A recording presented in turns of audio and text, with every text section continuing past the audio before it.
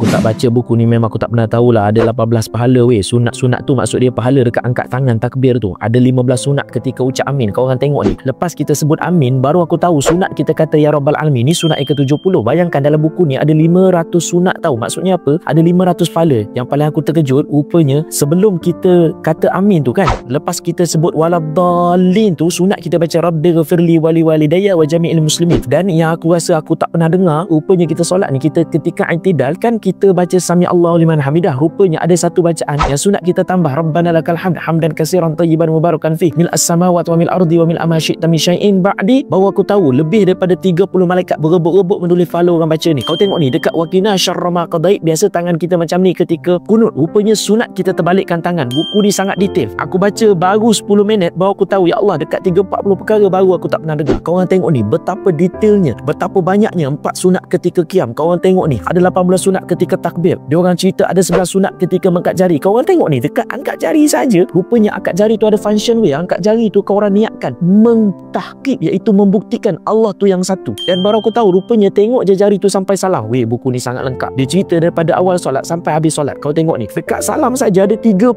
sunat tahu, 30 pahala. Kau tengok lepas bagi salam tu sunat kita baca doa ni. Masya Allah, buku ni sangat banyak, sangat lengkap. Lebih baik kau orang dapatkan weh kalau kau orang nak dapat pahala yang sempurna dalam solat.